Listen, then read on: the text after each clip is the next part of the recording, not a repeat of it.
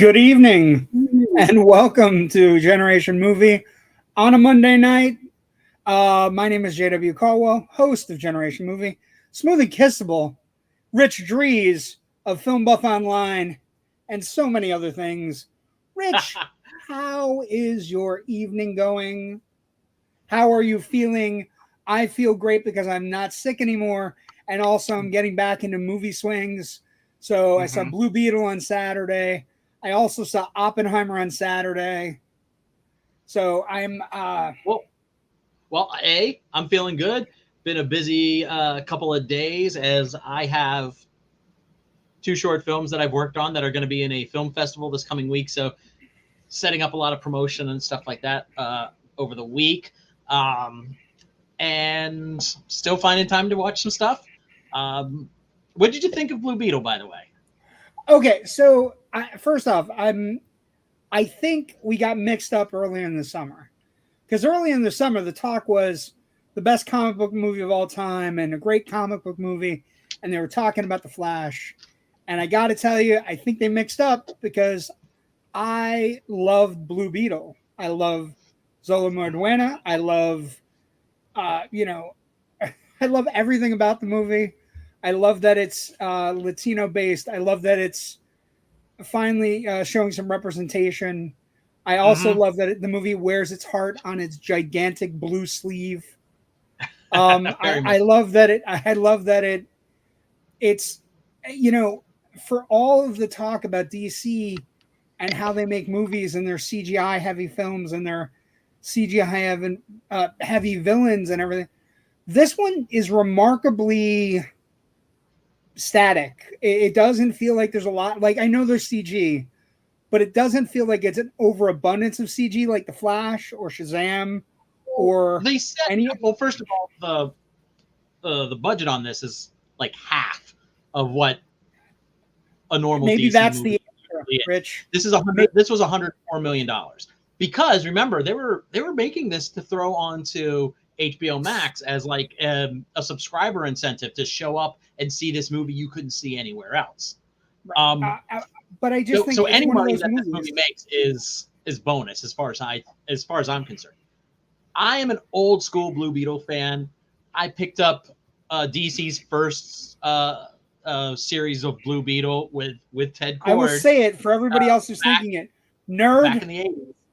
It's okay. We're all nerds here. But as I sit here with my Blue Beetle action figure on the wall, purchased this weekend. But yeah, I think I love how the movie touches on that generational aspect where we once again have, Dan Garrett mentioned, and then Ted Kord mentioned, and then Jaime Reyes taking on the mantle of Blue Beetle. That's one of the great things I love about DC Comics is that sense of history, the sense that they pass a mantle of a hero down to successive generations. And they really captured that part, which helped, and I think build up the world and build up the responsibility of what Jaime was doing in the film. I was talking to somebody today, though, an interesting thing. I was talking to somebody today who's a Latino friend. We're in a lot of fantasy football leagues together. And he was telling me that everybody online, Latino aspect online, are very up in arms about the character being Mexican and then a Puerto Rican director and filming in Puerto Rico. And he's like, I don't understand what the problem is. We're all represented. It's nice. They're Spanish. Everything's good. He's like, but it's a little crazy. And I didn't realize that that's part of it. But then when you watch the movie, we're also talking about the one aspect of the movie that's fantastic to me. Susan Sarandon is a terrible human being in this movie. She is awful with a capital bad. She's no good. And like midway through, you're like, well, she's been cut out of her company. Maybe she's got her point. And then she starts, like, they go to a cut sequence where she's talking about putting kids in cages. And she's like, yeah, just put it in the cage. And it's like, put it in the cage. And it's like, yeah, okay. Well, this screenplay does a remarkable job, I think, of merging some elements from the early Jaime Reyes comics, like the Susan Sarandon character. But if I recall correctly, it wasn't Cord Industries, it was an entirely different industries, but it was a woman CEO who was doing things and wanted the scarab for, that kind of thing. And then they just kind of fold in the OMAC idea, which made me folding smile. the OMAC idea is great, because I was talking to like the idea the idea that OMAC eventually becomes a bane of existence for Batman, right? Like Batman embraces the technology and then realizes midway through, this is not great technology. This is bad tech. So I really enjoyed it. I can't express enough that people should go and see it, have a little fun. I hope it clunks along through the rest of August.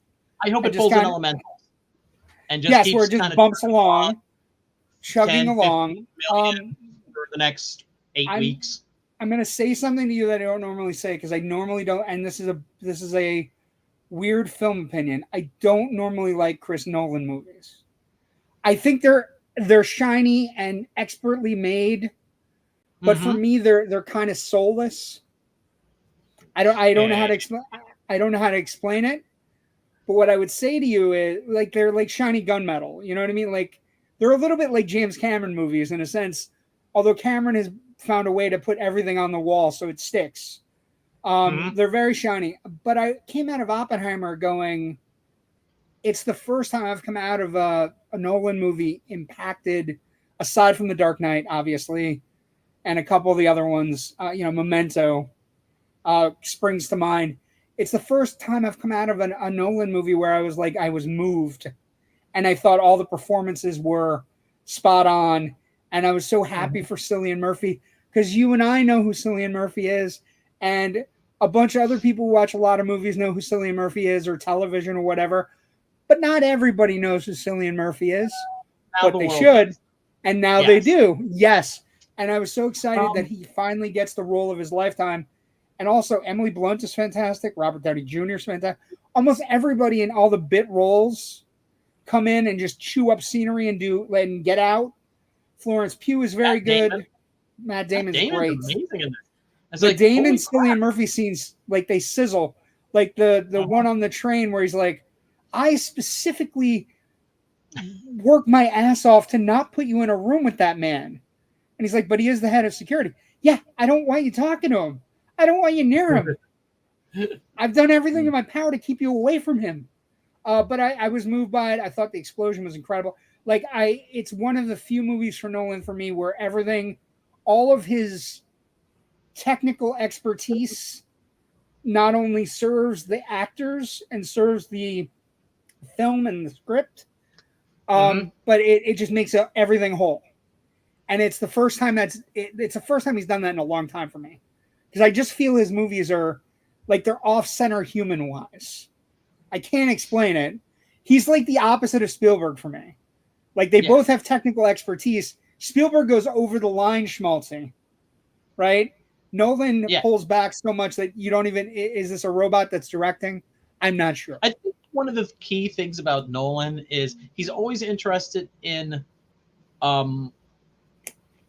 linear time, or linear storytelling and non-linear storytelling, and splitting things up. You see it so much in things, like Memento. Dunkirk, and Memento, and Interstellar, and Tenet, and now But here, as opposed to all those other, and Inception, like Inception, as opposed to all those other films, though, here it's very much in service to painting a fuller portrait of Oppenheimer himself. And what I liked about that is it means you don't have to tell a linear thing. You can show something that happened here, jump ahead to show its effect, and then go back. You can move around and fill in the gaps. Yeah, it's the first time all of his tricks. It makes for a more emotional journey because you're more connected to how things affect him, even if they don't affect him right away. For me, it's the first time that is a through line. His technical tricks have worked on an emotional level since The Dark Knight. It's the first time where all the little tricks and everything he brings to the toolbox works. And it's mainly because of the actors. The actors are invested. A lot of them took less than scale to come onto the movie. You know what I mean? So it's one of those things where it's it's a phenomenal movie. I was thinking about it also, Rich, because you and I are Oscar people, right? We're the people that study gold and gold-plated men and special nights. Remind me, I have to tell you something off camera then too about that. Oh my God! Well, that sounds been meaning to talk to you about. Anyways, that sounds amazing. I hope I'm included. Anyway, what I would say is, I think it's one of the only movies this year where there are, you could see 13 or 14 nominations. Like, it could be like a Gone with the Wind, Ben-Hur, Titanic, Return of the King situation, because I don't know of places where you're watching the movie. The other thing is it's a 3-hour movie and it goes by like it feels like 20 minutes with how I really it's think edited. Barbenheimer is going to hang on right through Oscar season, and that's going to be the two films that are going to be kind of duking it out. Well, and I haven't seen Barbie yet, so I'm waiting. I haven't just haven't gotten there. I had the choice of Blue Beetle or high in your expectations, but no, I'm already there. I'm already there, and I'm ample enough in my male sexuality to not be offended at things. So I'm ready to go. Because you're a grown-up human being. Yeah, because I play well with others and adults. Jesus. Let's see. Joe Ridgely writes, "Good evening, gentlemen. JW rocked the interview with William Sadler on the Indie Escape Network presents David Lee Madison's The Other Night. How did the page to stage go, Rich?" It went really well on Saturday night. Thank you so much for asking, Joe. We did record it, and after we get through the promotion for this weekend, we're looking at putting it up over on the Cineverse site sometime next week, probably. Well, we'll make sure we get a little cross-pollination. Try to get you on the Loud Nerdy group page, maybe even the Indie Escape page. I think it'd be good for everybody. How about this? People saying we're handsome. I think she means you. Very handsome, both you guys. You're all dressed up and Wendy, flirting will get you everywhere with me. So just bear with me. Yeah, I'm dead inside. I'm emotionally cold. But thank you. I appreciate it. I appreciate it. And then, of course, Ken McKernan. Good evening, friends. Good evening, Ken. Hey, Ken. Thank you for joining us. But like I said, one of the things that's going around, it's been a pretty good summer, and now as we pivot with the strike still ongoing, and Hollywood acting really dumb, Hollywood studios acting real stupid. Because what I love is they're complaining about not making enough money, and they're out hiring PR firms to try to spin it, either that they won the war or they lost the war. But the idea that you're spending money on PR firms instead of just cutting extra residual checks makes no sense whatsoever. And I'm interested because we've been looking at how streaming economics work or don't work, and both late last week and today we got some physical media announcements that kind of surprised me, but in a good way. Last week Hulu announced that they will be releasing Prey, the Predator prequel, out on Blu-ray and 4K. And then that's a definite buy for me, by the way. I love that movie. Yeah, and then a great movie. Disney announced this morning that they are releasing WandaVision, Loki, and the first 2 seasons of The Mandalorian on 4K Blu-ray DVD, Blu-ray discs. Nice sets, steel cases, abundant. There's going to be actual special features in these things, which you don't see much anymore. So it sounds like it's weird. It's a weird physical media as a way to get an extra revenue stream off of what they've been producing for streaming that they've always said was only going to be available via streaming. I don't know. It looks that way. But if that's the case, hopefully some of that revenue stream is going to maybe it's also a way for the studios to get out of this box they're in, where maybe they can get the actors and writers and to not talk about streaming. Look, we'll release it on 4K. That'll be the way the contracts were always signed and dotted, right? How many copies you moved, all those things. Maybe we'll go back to that. Maybe it's just a way Maybe it's just a way to be shitty, Rich. Yeah. Possibly. I don't know, but I hope not. I'm hoping it's kind of splitting the difference between having stuff making stuff for streaming and then eventually making it available in physical media as well. Well, remember a couple weeks ago, Paramount said that they were putting Grease: Rise of the Pink Ladies out onto a Blu-ray. They announced that like a couple weeks after they pulled it off of Paramount Plus, and got a fair amount of backlash from people who were enjoying. You can't tell me that at some point if Zaslav, somebody says to Zaslav, we equate that you'll make $30-40 million if you release the Batgirl thing on a Blu-ray.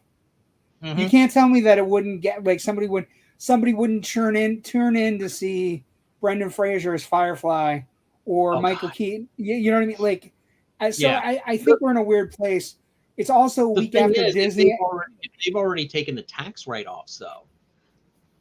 They can't release it, or if they do, they have to undo the tax write-off. So I hate that man so much. I hate him so much. The Zaz makes me ill. I mean, Blue Beetle costs roughly about what Batgirl was costing. And Blue Beetle looks fantastic. It's not a big stakes world's going to end movie. It's kind of small. It's personal. And I think right, because that's the way to do it, right? I mean, Rich, that's the way to do it, right? Mm-hmm. You put them in the personal stories, you get to know the characters. And if I look at a movie in 2 or 3 years and Blue Beetle is working with Batman and it's the same actor, Zola Mariduena, and then it is a big stakes challenge, I'm invested. It is the Marvel way to do things. And I was thinking about it, if this is what Gunn has in store for us, because Peter Safran is the producer on this movie. So he has some sort of idea about what he's doing. And his movie Shazam and this, and they work a little bit better just because they're a little bit more contained. And it's okay to be contained, because when you want to get out of the containment, that's when you have a big Avengers Endgame that moment where everybody gets involved. Like that's what you're looking for. Another thing that I do want to chat about, I have to discuss this because Joe brought it up. I got to meet Death last night, Rich. Look at this picture. Look at this picture. I was on End of the Night. The India Skate Network presents The End of the Night with David Lee Madison. My good friend Joe Ridgely, who's a big person in this network. William Sadler, who has played evil villains in Die Hard movies, wonderful versions of Death in Bill and Ted movies, and so many other things. Shawshank Redemption. We could not talk about any movies or anything last night. But he does have this wonderful, and we need to talk about it. He has this wonderful series of things he's doing called the Kitchen Tapes. He's a singer and a songwriter right now. He's in his upstate New York house, and he just writes and sings and does songs.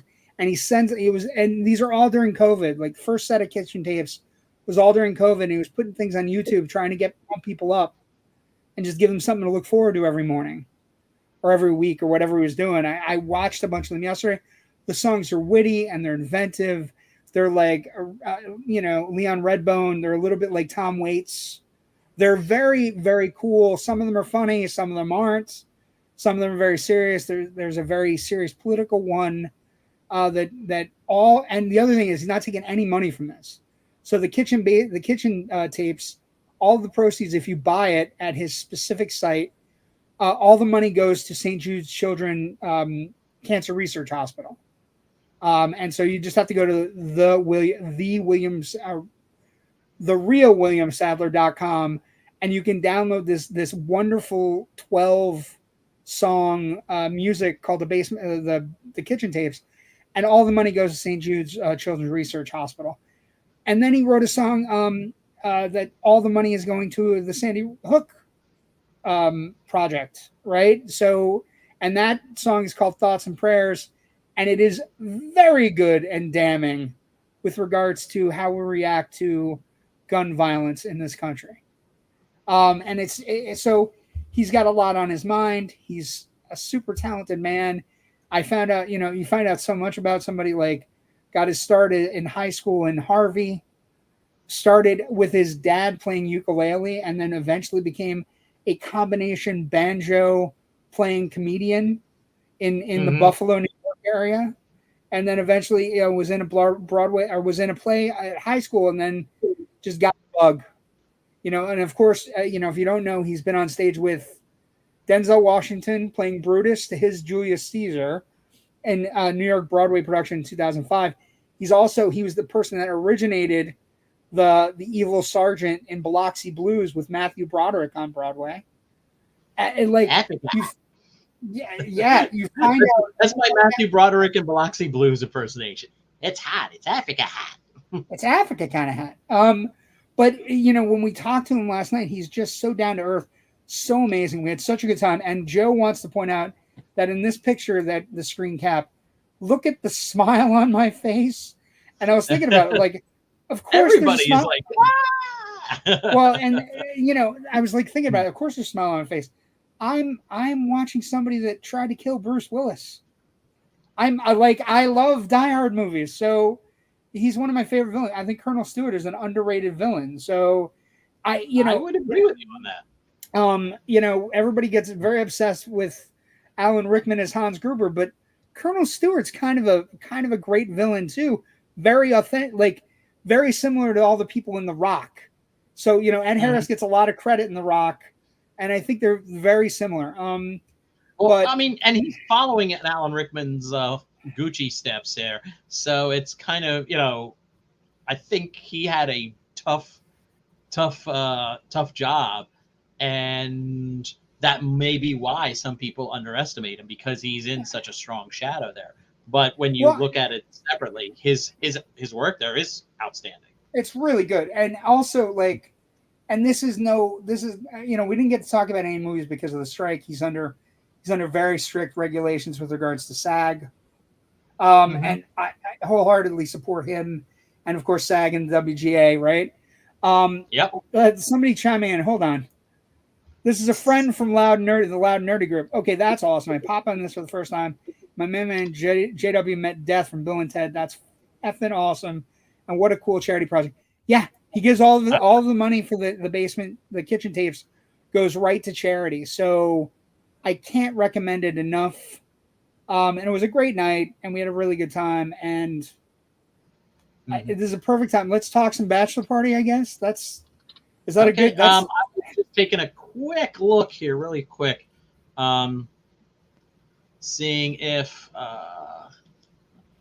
the last night's episode had already. I'm not seeing it. Rats. It should be up later, though, right? Yeah, I believe so. It's unfortunately it's not showing here right now, but like all the Indie Escape Network stuff, it's available. It should be eventually available on the YouTube channel. Just search Indie Escape Network on YouTube, and you will find all of the past episodes of The End of the Night. Of our show, of The End of the Night, of a couple other shows, like Sticky Microphone. Yeah. All the stuff. So if you miss something, you can always head back there and they're great episodes. Like I said, this was it was incredibly kind for me to be invited. I was super excited to be there. He is one of the great actors. You know what I mean? Like he's in so many movies, and you don't even pay attention to how good he is when he's in them. But it was really nice. Hold on. Never seen it. Is it good? The movie. Talking about Bachelor Party, Raven? You're in for it's a great movie, but we'll talk in a moment. I think that's what she's asking about. Yes, this is the movie. If you've never seen it, Raven, it's a debaucherous, wonderful, good time. I think the poster says it all: shocking, shameless, sinful, wicked, and the party hasn't even started. A man's tradition every woman should know about. I was thinking about this movie today, and as I watched it yesterday. I don't know how you feel about this, Rich, but I steal a lot of dialogue from this movie. I rewatched it this evening, and there's more than one thing where I was like, oh, okay, that's where I get that. That I still use it. Like that, Mhm. like you put Smooth and Kissable up. I've used that. I've also used the Blue Book value line. I like not necessarily for a girl, but just in general. Well, what's the Blue Book value? You know, just like I say and spice is nice all the time when I'm cooking by myself. I was like, hey, spice is nice. I want some wine. Yeah, like there are so many quotable things, and I was looking through like, let's see. So wait, Ken writes, "It's always nice when the guests interact with us in the bottom of the ship." Ken, wait a second. This is a very important point. You are not the bottom of the ship. You actually help the ship go. You are the engine that makes everything run. We do the show for folks like you. You showing up every week makes me and Rich super happy. So don't sell yourself short. And also, Ken, you come in every week and you have great questions. You have a very specific thing you want to get across at least once a week. And I always try to incorporate you. So you are not the bottom of the ship, my friend. You're part of this crew of mad people that we're running with. That's just Rich and I. We're a little bit off. So production is interesting. There's not a lot of stuff from the production of this film, and that's a good thing, right? Because it's one of those movies that there's not a bad word that can be said about anybody in it, or that acted within it, or the people making it, or anything like that. It all like. The most interesting concept is that the idea for the film came from an actual bachelor party thrown by Ron Moeller for Bob Israel, who's a producer on the film. And that at this particular bachelor party, there were members of the cast and the crew.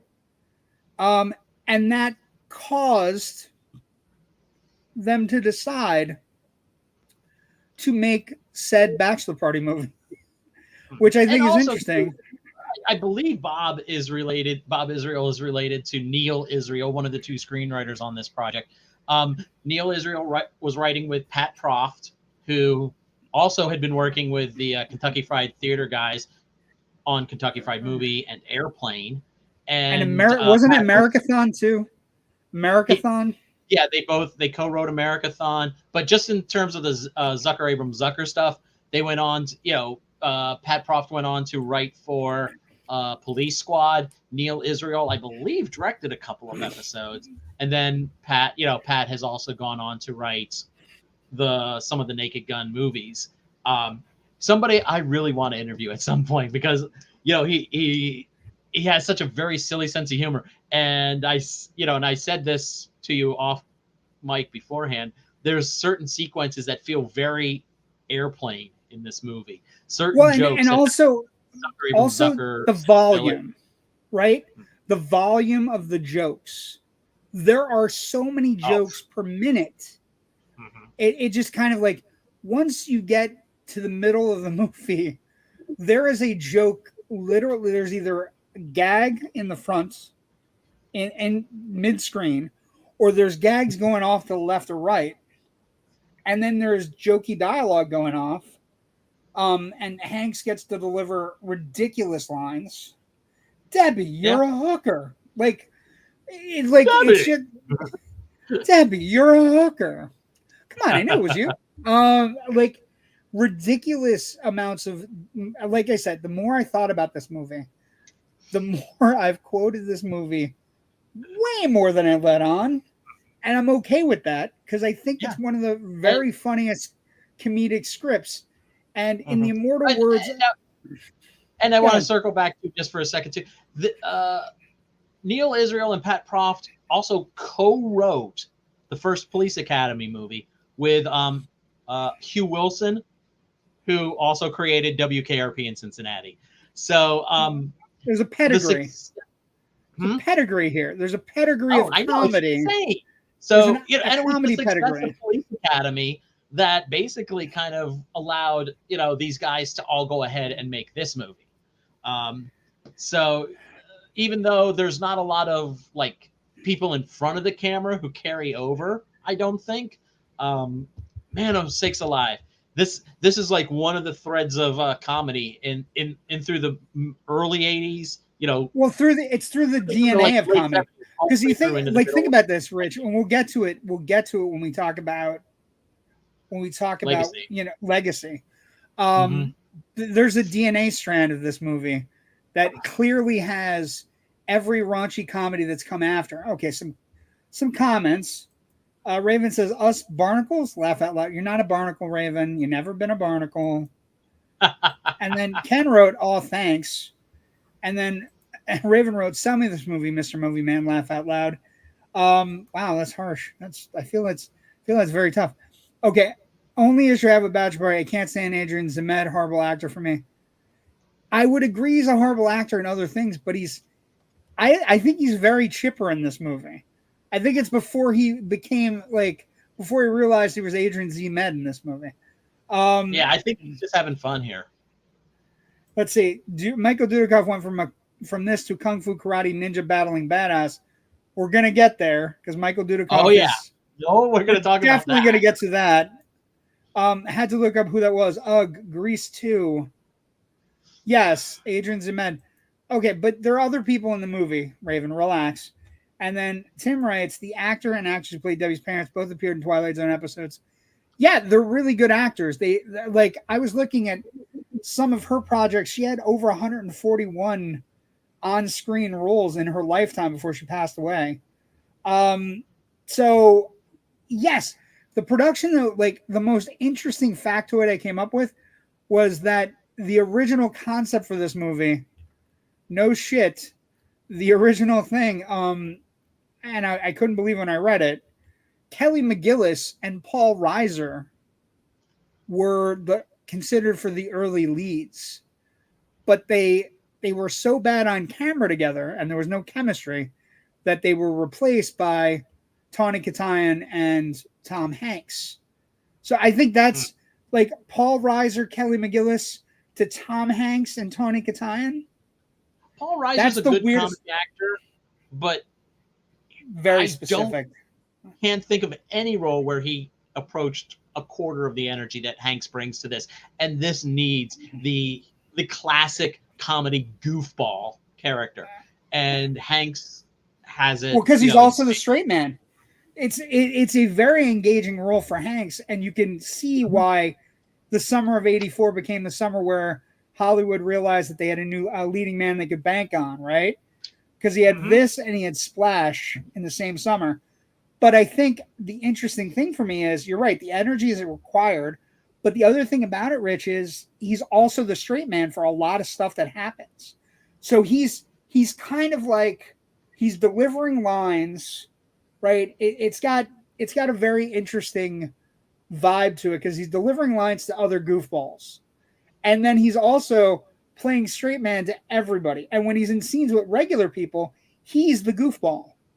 So when you put him in a scene with the parents, he's playing tennis and he's hitting the ball over the top of the tennis court every chance he gets. Or when he's, he's calling for the dog. Oh, Rick, we don't have a dog. Well, that's a waste of some good fat. You know what I mean? It's a ridiculous. He has to play a screwball when he's in the screwball scenes with regular people, and then he's playing the straight man when he's in scenes with all of the goofballs. So it's this wonderful role for him.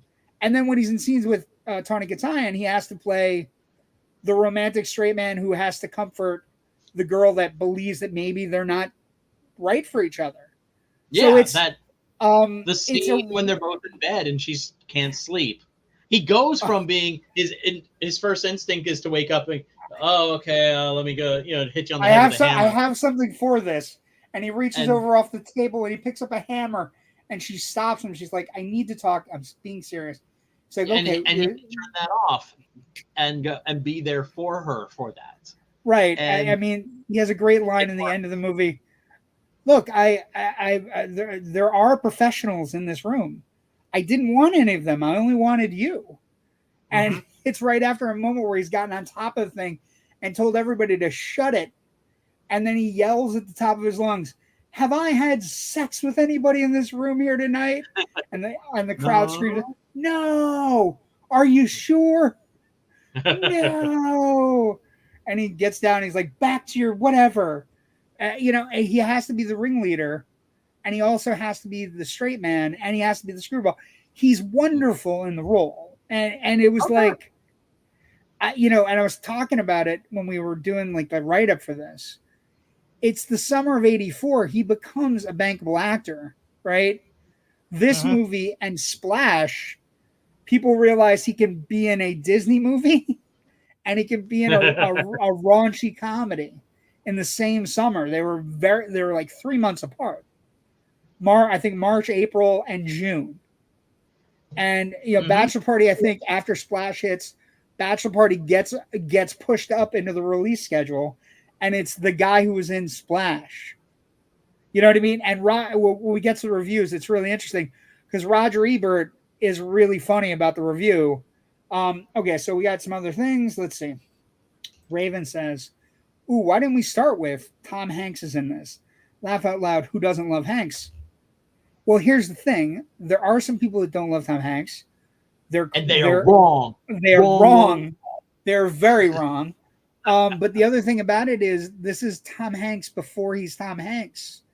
This is, and Raven, if you've never seen early Tom Hanks, if you haven't seen Bosom Buddies or, some of the other things he did early where he was more, a little bit like goofball charming and a little bit crazy. Like, other people that were up for the roles, by the way, in this movie include Jim Carrey, Tim Robbins, and Howie Mandel.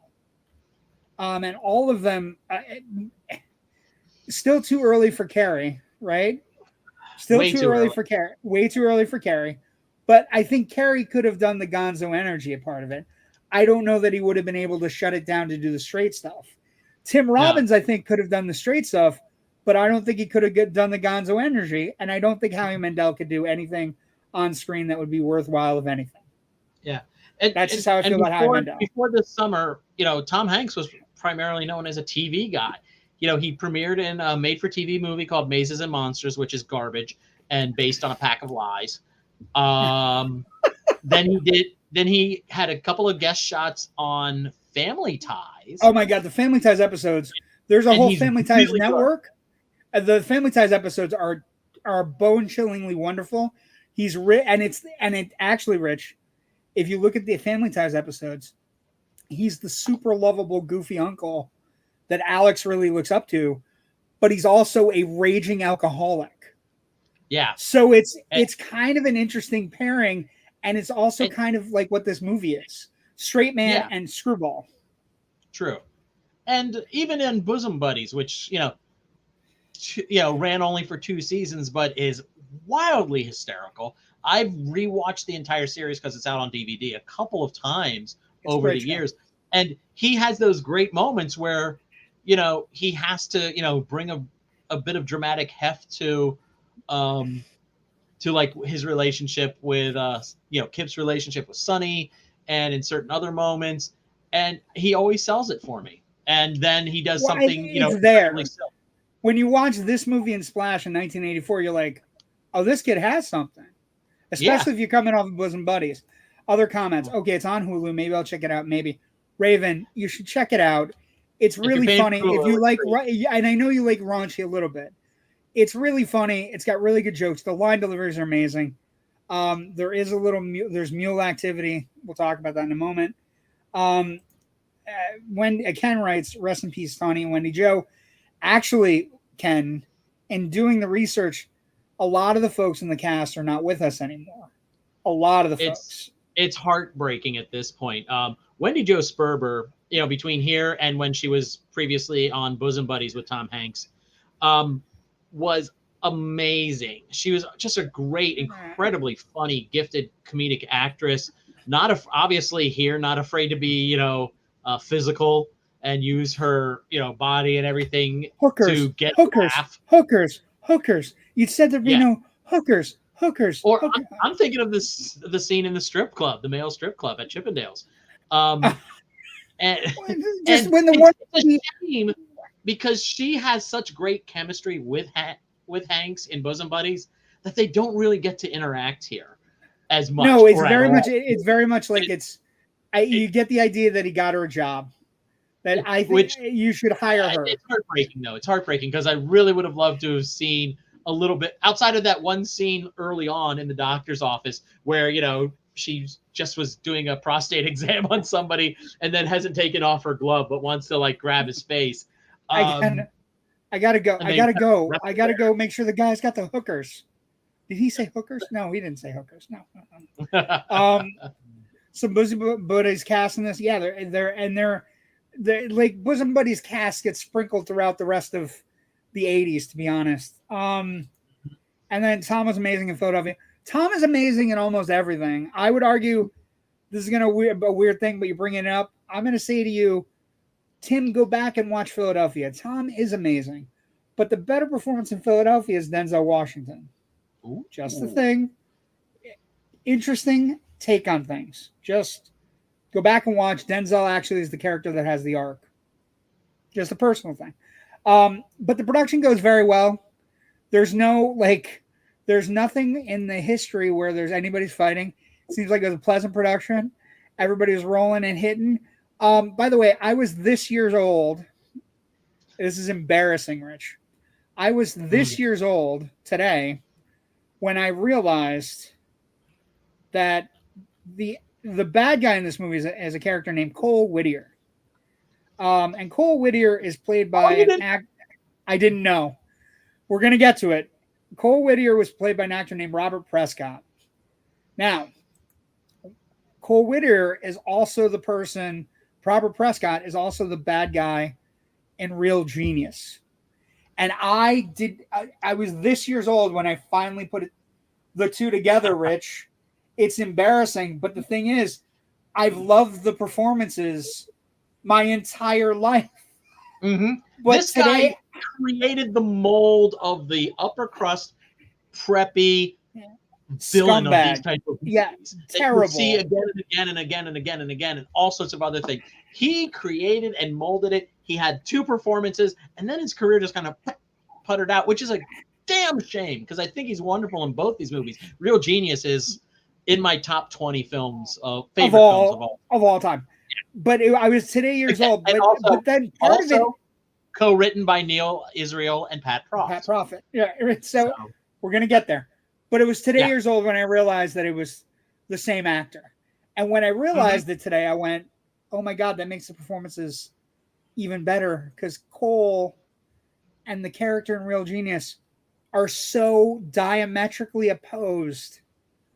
They're both evil characters in comedies, right? People who kiss people's asses and people who are actually fake and phony, right? Kent in Real Genius, Cole in this, and I'm embarrassed that I didn't know this today.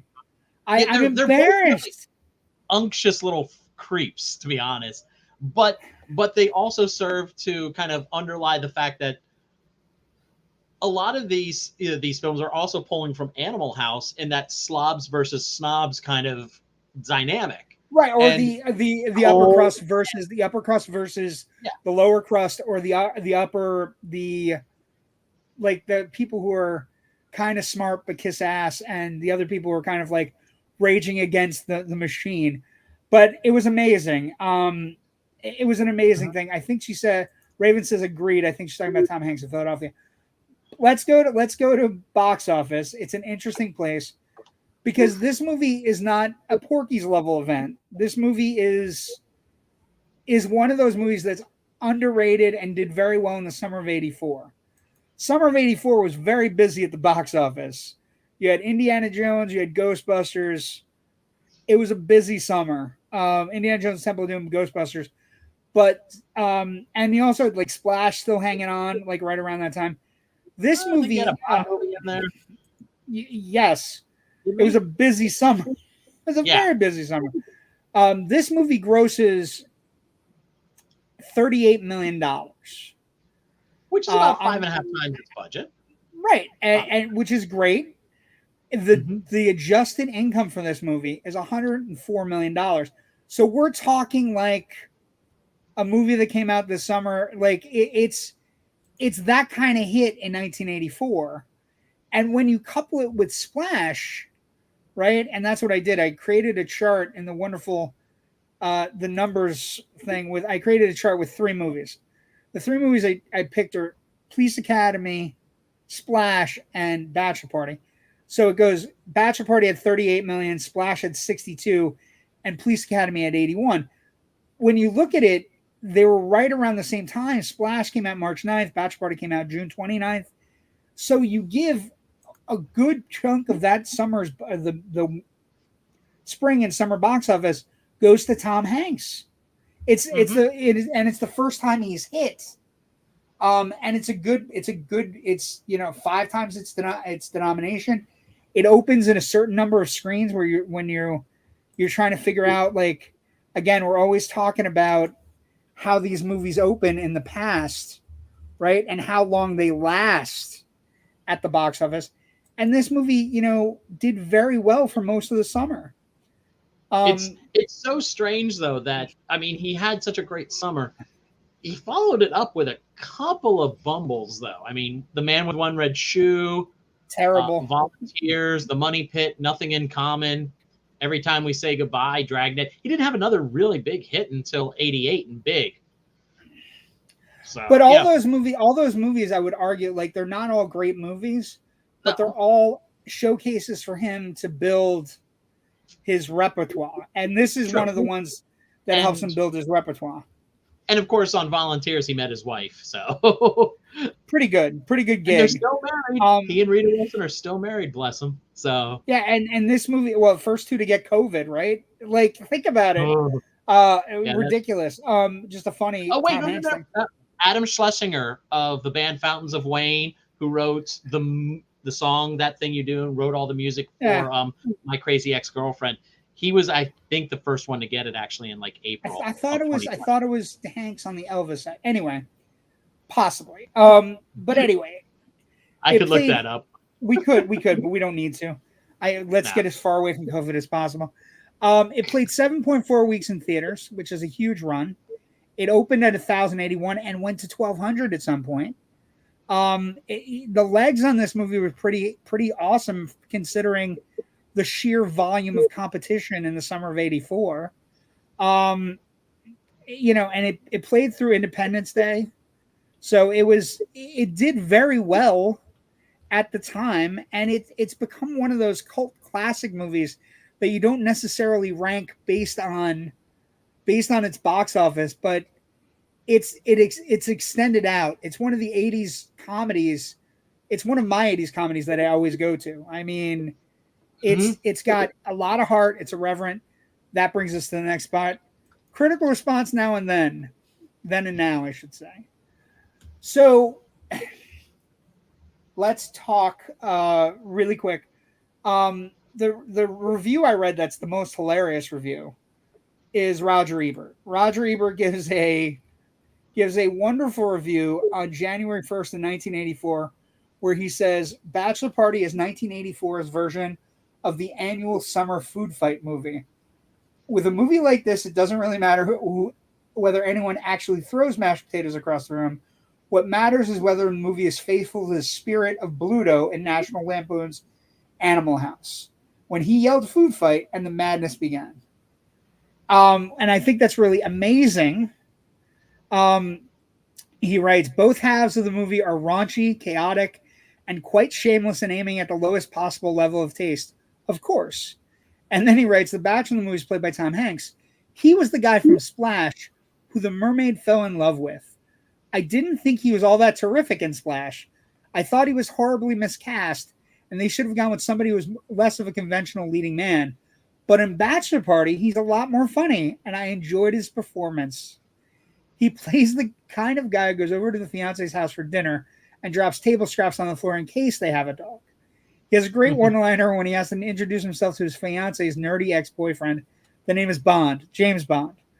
During the chaos of the party itself, one of his primary roles is simply to direct traffic. I love this review, Rich. He gave it 3 stars out of 4. And he says, we need these movies every summer to make us happy. and they don't necessarily appeal to the best instincts we have, but they're core to making us happy humans.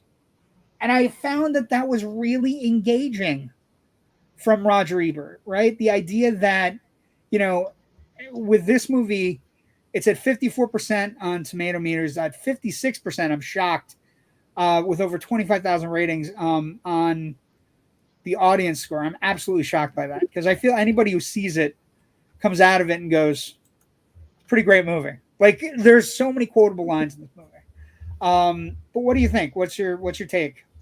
Because the reviews are 56% is not great for an older movie. True. And I think that feels soft. There are things that, looking through them in 2023 eyes, are definitely problematic. And I was going there. I was going to get there. I just didn't. Yeah, the the runner about the transvestite that the one guy hooks up with, Tim and Gary. Yeah, it's it's a little transphobic. I mean, it's not, if they had played it for laughs and gone for a resolution to that little bit of story the same way Some Like It Hot ends, with with Gary just kind of shrugging, going, "Oh well, whatever." I'm still in love with this person. Yeah, I think I could forgive that. It gets a little much. There's an immediate screaming and a shower, something like that. Yeah, it's the most cutting to him in the shower, scrubbing his balls and everything. It's like, that's a little. But that's one of the only portions that are like that. Yeah, but for the most part, even though you're dealing with like some and honestly, part of this looks a little quaint looking back. It's like, oh, they had some drugs. The fact that the drugs are laid out like a sushi bar almost is kind of funny to me, actually. It's not funny. It's not funny to the mule, Rich. It's not funny to the donkey. Well, and that's like there's so many funny, like, one of the things I love about this movie from a personal standpoint, I think we all have guys in our lives that fit all of the roles in the film. And you could go and you meet up with these guys, and they do some of the dumbest, drink too much or act goofy or do something. And I just think it's one of the very few raunchy movies, where we get the camaraderie angle, where the camaraderie angle spills through, where that these guys really do love each other and they're willing to do just about anything for each other. Mm-hmm. There is a whole segment about a person who's having a tough time in their life, and about marriage, and about how, look, you're here in the moment, have a good time, stop trying to kill yourself. We'll fix it when we get out of it. You know what I mean? Yeah. There's a core element of like a real friendship among these guys. And I think because that one character comes in who they haven't seen in forever, but they're instantly back to being friends with him, even though he looks like he's incredibly burned out and high. That I think kind of sketches in a lot of background characterization and who they are, how they've gotten here. They're the childhood friends that have grown together. And that's one of the best lines in the movie. What's your professional opinion? Professional? Whacked out of his brain on drugs. When Cole is offering his Porsche for Debbie, and Rick just kind of looks over at his wife. The guys are all in a lineup. They're all in a lineup. They're all saying the opposite things back and forth. The brother in particular says, "No, yes, no, yes." Well, Rick turns and looks at his mechanic friend, whose name I'm suddenly forgetting, Rudy, and just says, and Rudy goes, "Excuse me," and Rudy knows exactly what he needs to do. Now, Rudy, isn't that a nice car? It is a nice car. The timing on this is ridiculous. He could not have done all of that inside of like the hour, maybe, that it takes to get that car back. But who cares? It's funny as hell. And the fact that Rudy understood exactly what Rick needed. We're gonna destroy this. We're gonna destroy this guy's car. Yeah. Actually, there's a whole That actor in Cars does not have a lot of luck. No. I No, don't want to he really spoil doesn't. anything else for Real Genius for people who It gets, yeah, he doesn't know where to park things, apparently. Can't park on campus, Ken. So, but there's a camaraderie to the guys, and there's a wonderful, like, it for me, that's the most amazing thing about the movie is, like, yes, it's raunchy and crazy, and the bachelor party's nuts, and there's a mule, and there's a donkey show, and, you know, like, it doesn't come to pass, but there are so many great lines in the movie. It's so well delivered. Hanks is really good. He's way early on his career, and he's like, you know, like there's a moment, my favorite sequence of lines. They're running into this giant, beautiful hotel, and they get on the elevator, and the manager of the hotel stops the elevator, and he says, "Do you guys know where you are?" And Agent Zemet's like, "The Library of Congress." Rudy, the mechanic character, chimes in, "Detroit." And Brad, the drugged out character, says, "Beyond the sun." And Tom Hanks stops, looks at the manager, and goes, "Any of those right?" And it's just, there's a wonderfulness to it. Yes, there's nakedness, not a lot, but enough. If you're, you know, the 12-year-old boy, or the, you know, like, it's right there for you. But there's a lot of funny stuff. There's funny stuff about Catholic schools. There's a lot of funny stuff in it, and the script is razor sharp. It is a razor sharp script. The jokes are really funny, and most of the jokes land. Mm-hmm. And it's a smattering of jokes, but when they do land and they hit rapid fire succession. So yeah. I can't recommend it enough if you've never seen it. It is definitely, like you said, there is a transphobic element to it, but there is something really cool about Tim, because Tim later on at the party, after he she or whatever they go by, whatever their gender pronouns are, they have hooked up with a bunch of other guys at the party. So Tim doesn't just hook up with Gary and leave. Tim is like, Tim's like, he also works on BMWs. So it's a transphobic moment. It could have been nicer, but it was 84, so we have to judge it by that.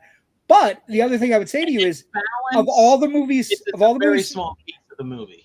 It's a small chunk. It's a very small scene. I would argue that the way it tackles suicide or trying to help your friends get through something, you know what I mean? Or, I would say that that's really nice. And I also say, like, just the character is not a character, Rick Gassko, that Tom Hanks plays. He is definitely a worthy character for the Debbie character, right?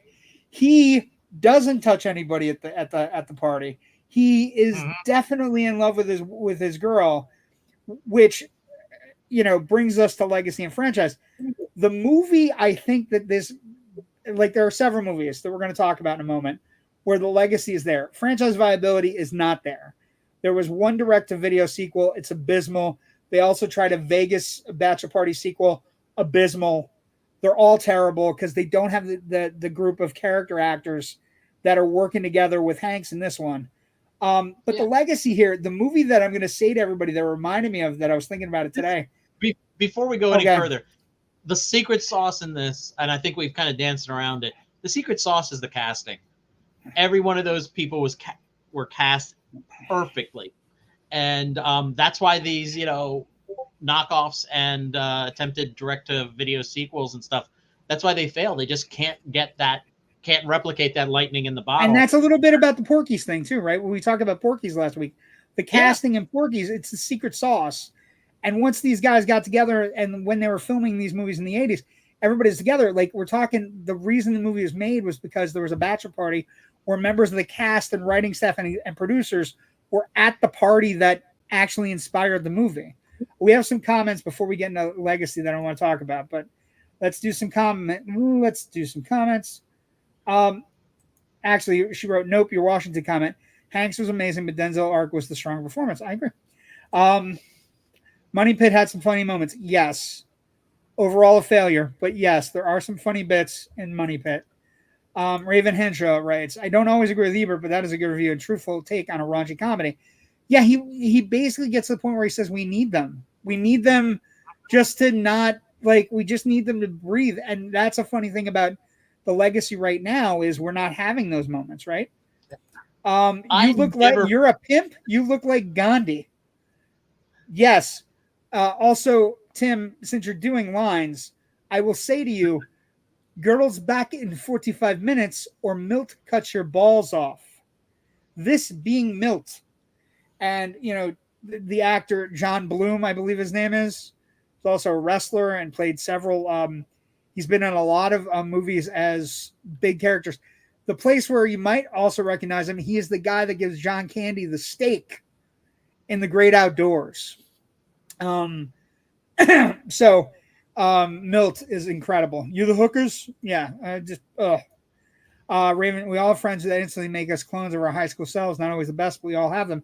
Sometimes it is for the best. Sometimes we need those weekends where you act like a goofball. Let's see. Mule and Donkey Show. Fuck, sounds like a real party. Yeah. There's other things too. We haven't even scratched the surface. I think the actor Rudy played Pat Buckles in an episode of Seinfeld. Yes, very famous actor, did a lot of work.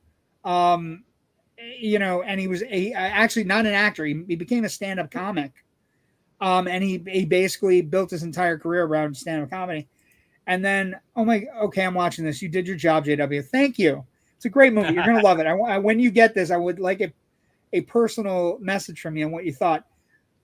The legacy movie I'm going to suggest for you, Rich, is not necessarily like, I think everybody would immediately go The Hangover, right? The movie that I think it has more in common with how it treats its women characters, especially the main women character, you know, Tawny Kitayan's Debbie, right? The movie I think it most resembles is Wedding Crashers, right?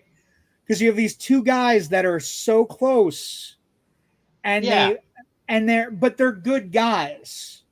They're not bad guys. They're just playing the system right now, right? Yeah. And Wedding Crashers is very similar. If you were to do a bachelor party Wedding Crashers double bill at the Mahoning Drive-In, say in Pennsylvania, I think that's a hell of a double bill.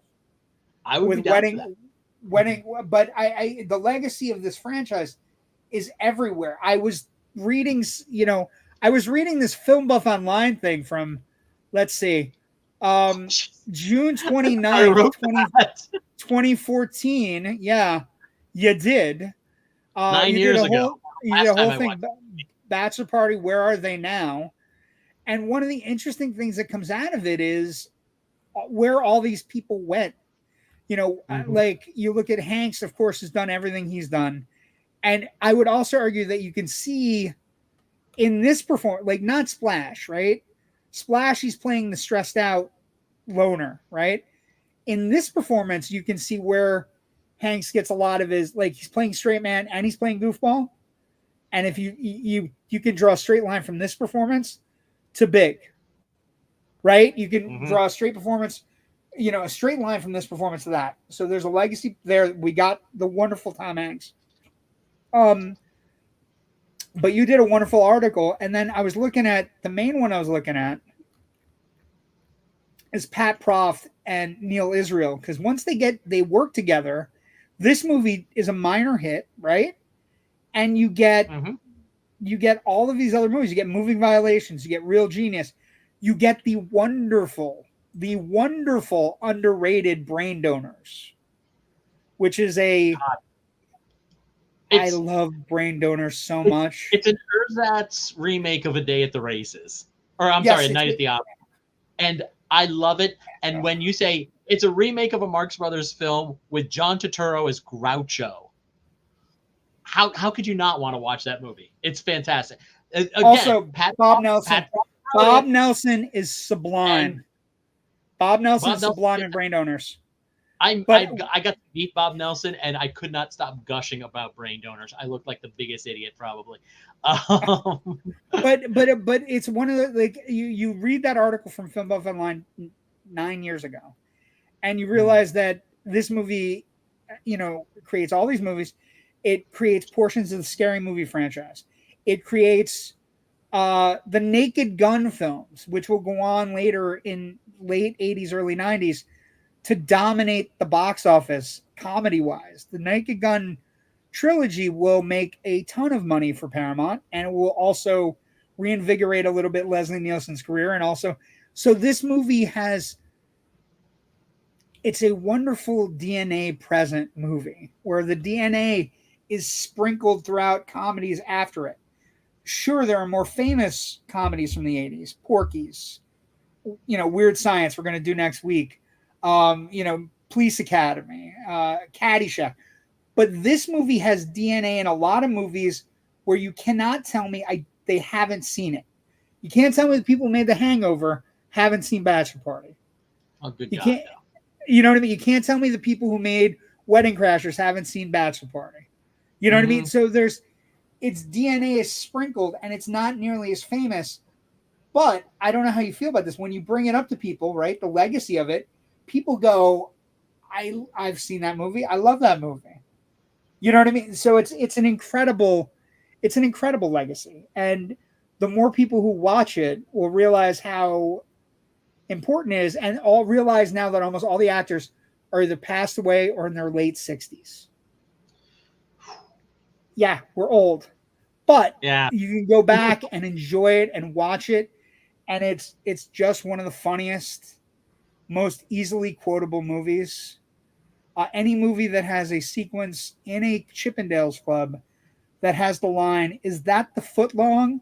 and the actor responds, "And then some," is one of the greatest things ever. Also, the ridiculous sequence of Hanks. Are you Nick? Or do I call it just Nick, or is it Mr. Dick? Nick.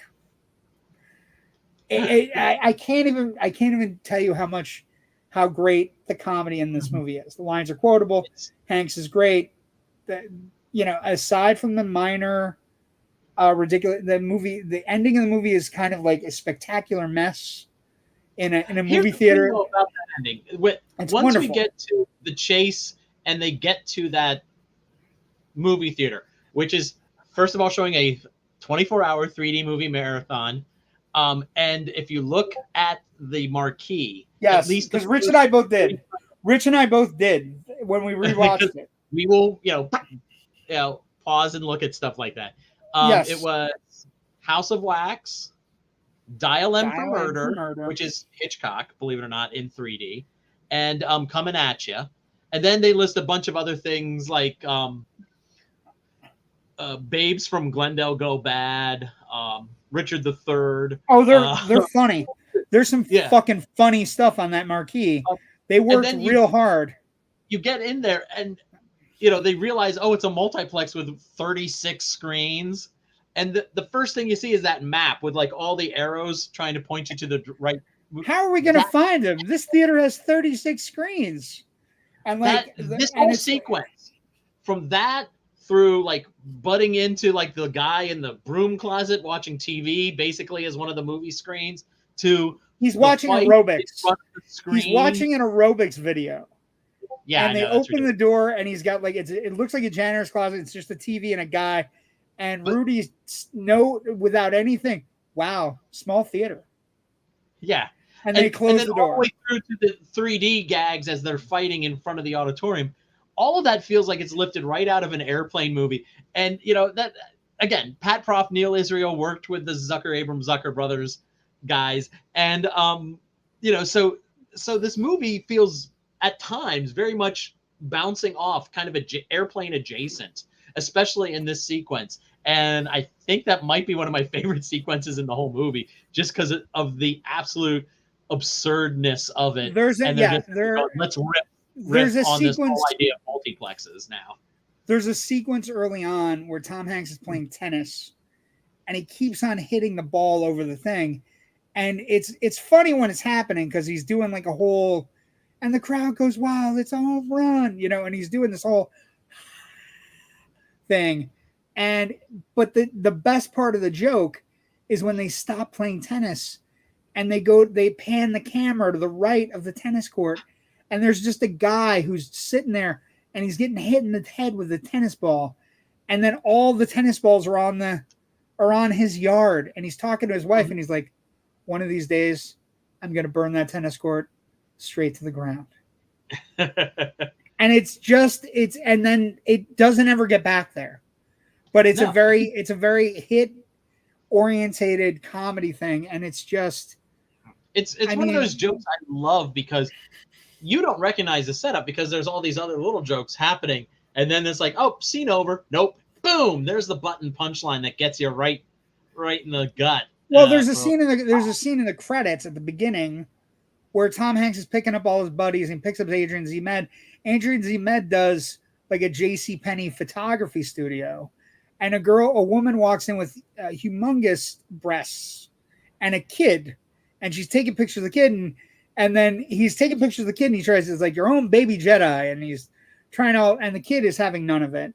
And midway through, he's like, why don't you lay down? And then he starts taking pictures with the mom, and it's just him underneath her breast. And then Tom Hanks shows up, and he just kind of does like a goofy thing, and he runs in, and he starts taking pictures with her breasts. And it's just, and I found out today, doing the research, she only lived 4 more years after this movie. Oh, no. Yeah, she had a heart attack and passed away.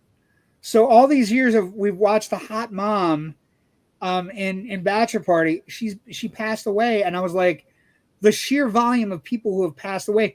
That's why I kind of like, I'm so happy we're doing this tonight, because I do want this movie to get out there more, and I want people to realize it deserves to be in the same pantheon as Caddyshack and Police Academy and Porky's and all the great 80s comedies, right?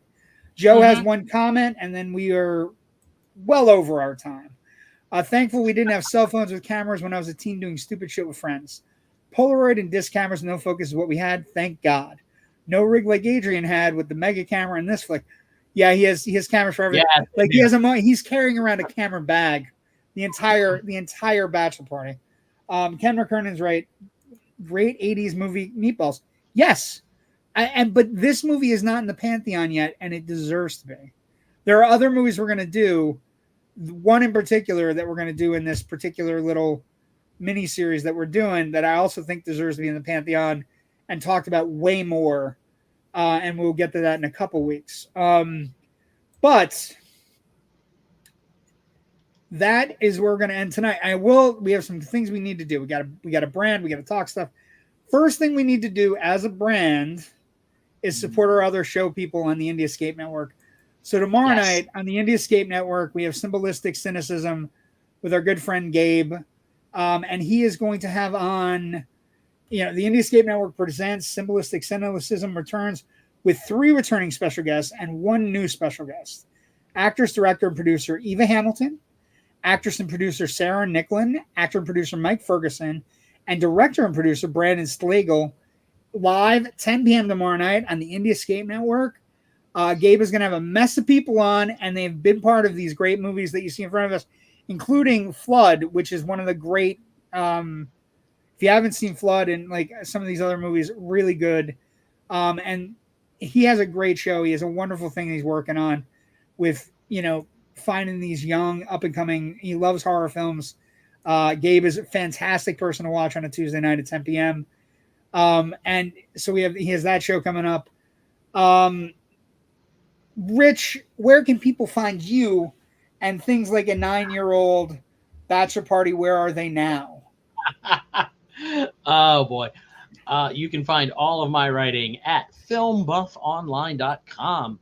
I can be found on social media, on Twitter at FilmBuffRich, and because Rich, are you not calling it X Rich? Just kidding. I'm just kidding. No, yeah, no. I'm just kidding. I am as of 2 days ago or yesterday also on Blue Sky, one of the new spin-off social media sites that are springing up in the wake of the utter collapse of Twitter. So find me there also as Film Buff Rich. Film Buff Online also is available on. You can find us on Facebook, where we post our stories as they go up, as well as some history pieces and a few other things like that don't make it to the main site. The other two podcasts that I'm on currently, I have not done an episode of either one recently. So that should be changing soon in the next couple of weeks. So I'll start promoting them then. And if you are in the Allentown, Bethlehem area of Pennsylvania, this coming weekend, I am going to be presenting 2 short films that I have created in conjunction with my creative partner, Natasha Bogutsky. One of them also in conjunction with the great folks over at Fun Pants Film Company, my friends Zach and Tony. We have 2 films in the Route 22 Filmworks Film Festival, and that's going to be held at the Ice House in Bethlehem. And I believe, I'm trying to remember, there's 4 blocks of short films that day. Our 2 films are going to be, one's going to be in the 5 o'clock block and one's going to be in the 7 o'clock block, I believe it is. Oh, that's a good block. So stop on by. It's $10 per block. You get an hour's worth of short films and then 20 minutes or so of some of the people involved with the creation of them talking about them afterwards for some Q&A. Support your local small indie, no budget, low budget filmmakers, because they could be the Kevin Smiths of tomorrow. Also, you might not have any other content to deal with when we hit the 6-month mark of the strike. For you, Rich, I'm going to give you. We've added some things in the new podcasting digs. So, thank you. So. And we should mention too again that all the Indie Escape Network stuff is on YouTube. So you can always find our stuff, our old episodes. We've done a lot of episodes, a lot of good episodes. Got a lot more coming up. So you can find me. First off, you can find me on Tuesday nights on Loud and Nerdy podcast on Facebook and Twitter and YouTube and Twitch. Loud Nerdy podcast is interesting. We just get together and have a good chat. That's on Tuesday nights. Also, Loud Nerdy group page, the group. It's not really a page, but it's a group of people, about 700 or 800 strong, that share similar interests in movies, have funny, irreverent days, do polls, do all kinds of wacky stuff. There's like fighting about like the best, who's portrayed what animated character in a movie better, things like that. We do all kinds of wacky stuff. You can find me, JW the Movie Guy, on Facebook as well. You can find me on Twitter, JW the Movie Guy. I'm always there. We also have to discuss 2 things. One, next week's show. Well, first off, comments first. Joe writes, awesome episode, guys. Looking forward to next week. Next week's going to be fun. Loud and Nerdy loves Howard the Duck. Wink. Shouldn't have read that comment. I do not love Howard the Duck. I hate that movie. You're wrong. Not wrong. I'm not wrong. Movie's terrible. Right down to the play duck, Rich. It's terrible. Next week, though, is not terrible. It's all in the name of science. Weird Science. One of the tremendous 80s movies we're going to cover in this. It's basically about 2 guys who can't get laid, who decide to create a woman to try to get laid, and then they never get laid in the movie until late. Anyway, just saying. It is a wonderful film. It's a lot of fun. Produced by Joel Silver. John One Hughes of the bangingest theme songs ever for a movie. Yes, it's a great theme song. And then also I do need to bring this up, Rich, and because this has happened tonight, we're going to talk to our good friend Natasha. Natasha, of course, was on last week to discuss this movie, Porky's. Now, last week we made a challenge to Natasha. She has 2 things. She needs to see the Monster Squad, and she needed to talk 4 of the people that she's currently doing some sort of quality productions of theater in the northeastern PA region.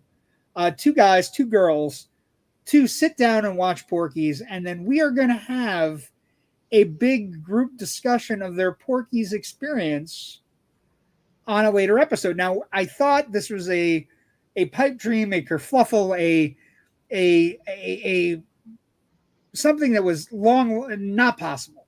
Let's face it, you didn't think she could pull it off. I didn't because I don't think anybody cares. It's not that I don't have faith in her, because I've seen the woman work. Oh, you poor sweet summer child. Sweet child. What I would say is, it's not that I didn't have any faith in her. It was more, the people she's hanging out with are erudite, very smart theater folk in NEPA. And if they hadn't seen Porky's already, who's gonna, like, the idea of them going, yeah, sure, I'll do it, right? But she apparently has sold them on this. I am gung-ho about a different kind of show, right? You've never seen this. You got to see it. And it's another concept I'm working on in my mind and that I've discussed with you. And it's just, I think it's going to be a fascinating episode when we have these 4 people sit down of varying ages and genders. And we're going to sit down and discuss a movie where, basically a guy gets his penis pulled through a shower grate. And I'm ecstatic about it. And I'm fascinated of the concept. So with that in mind, we're going to add a show on Labor Day weekend, because we're going to take Labor Day off. I'm not going to lie. We're going to take Labor Day off. But we're going to add a show on Labor Day weekend and do this Porky's Redux with Smart Humans and Rich and I and Natasha, because I feel it's Rich and I and Natasha on the date first, but well, we'll check a date. But she said any date. So the message she sent to me was pick a date and I'll make it happen. I'm like, after she gets everybody to watch Porky's, Rich, I'm not going to doubt her anymore. So that is also coming. It might be earlier, it might be later. We're banking on Labor Day, but it may be earlier. So that's going to happen. If you watch last week's show, and Natasha, you have to see Monster Squad, and if you get people to watch Porky's, we'll have them on and discuss it. It's going to happen. And I'm going to send her a message tonight that we'd like to do it Labor Day Monday. And so we'll see what happens. But with that in mind, Raven says, if I remember, I'll be here next week. I like Weird Science. Who doesn't like Weird Science? Cool birthday show for me on Labor Day weekend. There you go, Ken. That's your birthday? That's so exciting. Okay. What a show it's going to be. It's going to be, I can't imagine what it's going to be like, but it's going to be a different kind of take for us, because it's basically going to be us discussing their reactions to the movie and how they feel the movie places in 2023. And they're a bunch of really cool, hip, smart people. So I think it could be a real interesting show for us.